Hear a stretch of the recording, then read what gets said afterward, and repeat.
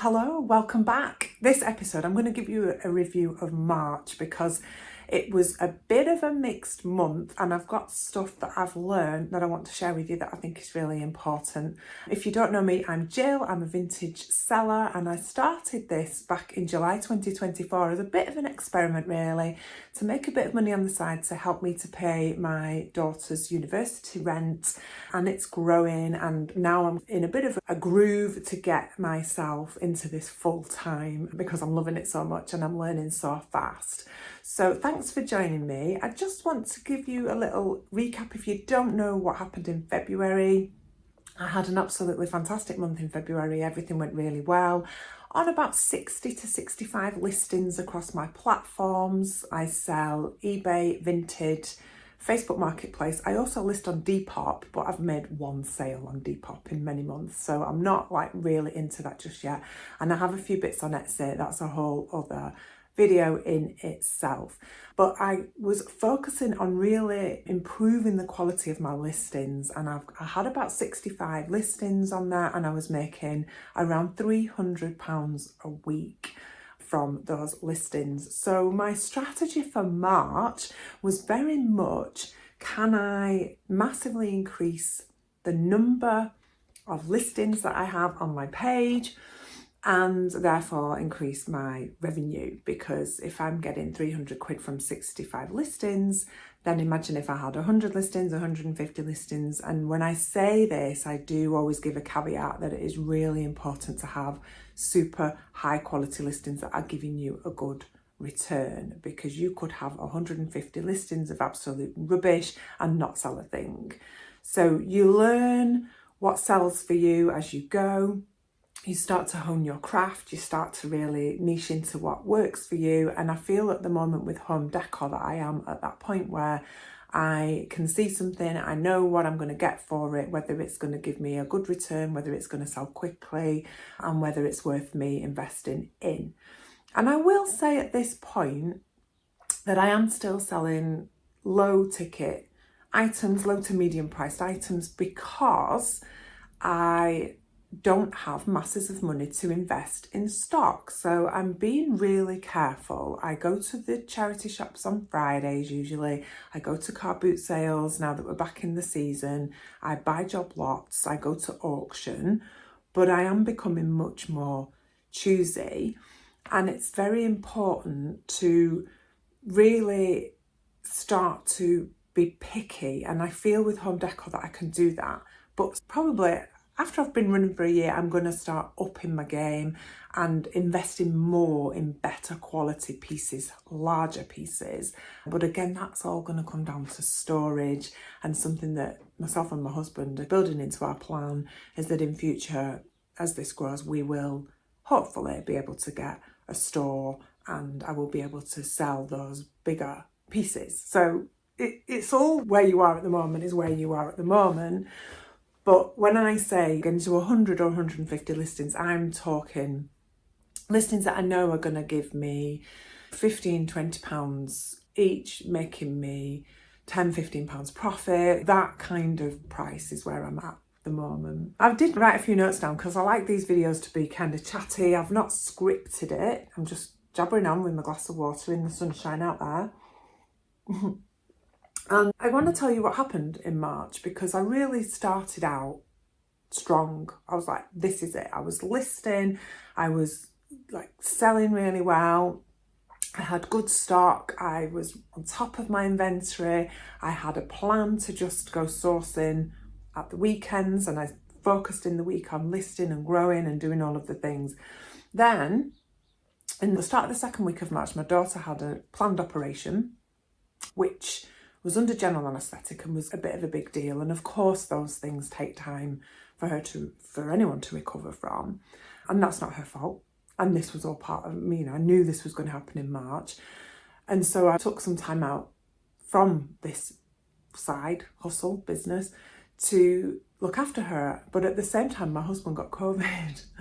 And he was really poorly, and literally this whole thing had to stop completely. I had no time for anything because I couldn't even get to the parcelling up and get to the delivery shops.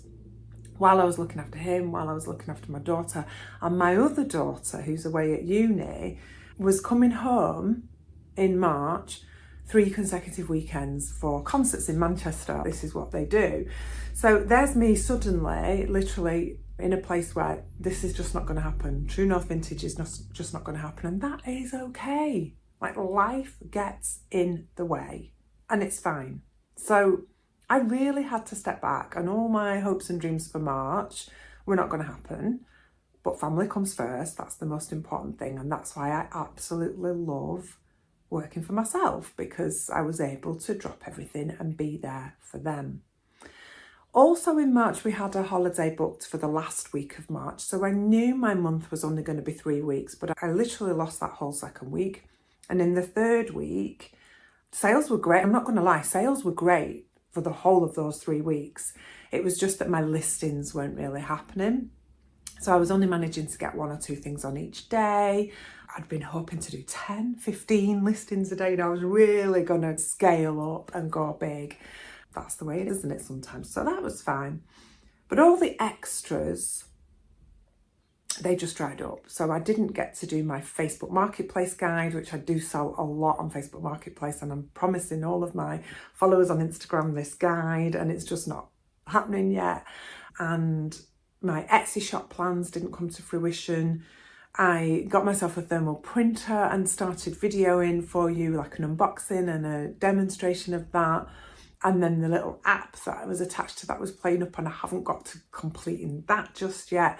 And I haven't done anything on the website that has been going. I've had a website, well, we've had it the whole time really since I opened, and we just haven't had time because we're also decorating and trying to get stuff finished in the house. You know what it's like, right?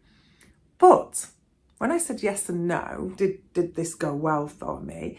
It did go well. It went really, and I was really pleased with how March went. I made 65 sales and I made over £900, which is £300 a week if you count the 3 weeks that my shops were open in March. And if you take out the fact that the second week was pretty much dead, then I'm absolutely delighted with that. So it wasn't the huge big scale up, but it was very consistent. I was having very consistent £200 weeks when I started.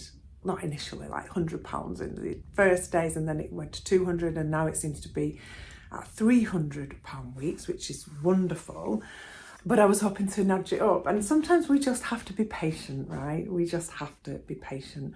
But do go and watch my February review. I will link it in the notes, because in there I talk a lot about stock and inventory and cash flow, and that is definitely something that is helping me. Having that knowledge has really helped me with March.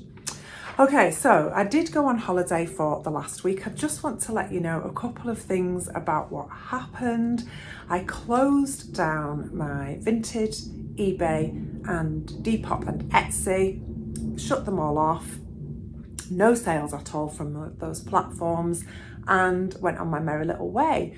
But what I did leave open were my Facebook Marketplace listings, because even though I can delist all my listings using my cross list, which there are videos about all of that if you want to know more, I wasn't delisting, I was just closing my shops. And I don't think you can close Facebook Marketplace. I've not seen it anywhere. If anyone knows differently, let me know. But I thought, you know what? Nobody can buy off Facebook Marketplace without me arranging the sale. So I'm just going to leave that there. And it was really interesting, because I actually had in that week over 13 messages from buyers saying, is this still available? I would like to pick this up, da da da da. And yes, I was on holiday and I was right off my Instagram, which if you want to follow me on Instagram, by the way, is true.north.vintage. Would love you to be there and join me.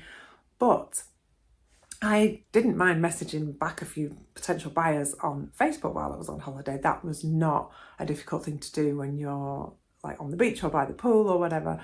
So I popped a message back just saying, I'm currently away. They don't know where I live at this point, that's fine. And I'm back next week. I will message you on this day to see if you're still interested. Is that okay? They all came back and were like, that's great, no problem at all. And in my mind, if they're a serious Facebook buyer and they are going to turn up at your door, they are going to wait if they want that item, because a lot of the stuff I sell is totally unique. They're not going to be able to go necessarily and find that item somewhere else. So I was really pleased about that. When I got home, I messaged all of those buyers and 10 of them converted. So I actually really, if you count that into that week, I made 10 sales while I was away just from Facebook Marketplace. The people replied, some of them were postage items, some of them were collection items. They've gone through. I didn't hear back from 3 of those people. I think that is a really good return, because that's like almost 75% return on inquiries. So yeah, Facebook Marketplace, I will be sharing more with you because I genuinely love it. So to let you know as well, because really this is going to have to come into the April review, but when I came back from my holiday and switched all my shops back on, it was the 1st of April, sorry, I've got a little hair, it was the 1st of April, and the sales just started flying again. So I'm just at the end of the first week of April now, and I've had a really good week. So don't be afraid to turn off your shops, take a break, switch off. It's not the end of the world, it does you good. I believe from my friend Kat that if you actually take a break from vintage, she told me if you go into holiday mode, that there's potentially a bit of a boost to your shop when you come back off your holiday. So mine was switched off for about 8 days, and as soon as I've come back, I've literally had so many people liking and favoriting my stuff, and I've been making really good sales this week. So it doesn't hurt you to stop and have a rest, even though I came back and felt really poorly. So I didn't come back massively refreshed, which is why this video is a week late. But definitely March was gentle and kind with me. I was able to run this around my family. Isn't that just the dream? That is the goal after all. Yay, 2 wonderful things. Before I finish as well then, I just want to add there were some lovely pluses in March, things that happened to me that I don't want to paint a bad picture because the sales were great, but I was really chuffed with this YouTube channel. I committed to it, I showed up, I made videos. I don't know how many subscribers I've got now because I'm trying not to fixate on numbers, but it's way more than I ever thought I would ever get. So if you have liked and subscribed, thank you so much. I'm so grateful. Do share, do tell your friends. It encourages me so much to keep going. So thank you for that. The other thing that I was really pleased with was my Instagram. I showed up on there. I did keep going apart from on my holiday. While my husband and daughter were being cared for, I felt that was okay. I was on the sofa. I was just doing little bits and bobs on there. But again, I am not fixated on followers. And I just want to throw this in now because I feel like on Instagram, there's this whole thing about I'm trying to grow my audience and I'm trying to get followers and I'm trying to do this and do that. I really firmly believe that it's very, in many ways, organic in that if you show up and post things that people are interested in and you are like honest in your approach and you just be yourself, then people will come. If they come and then they unfollow you, that's fine. Like we all have that free choice. I do that, like you do that. It doesn't matter. It's no reflection on you as a person.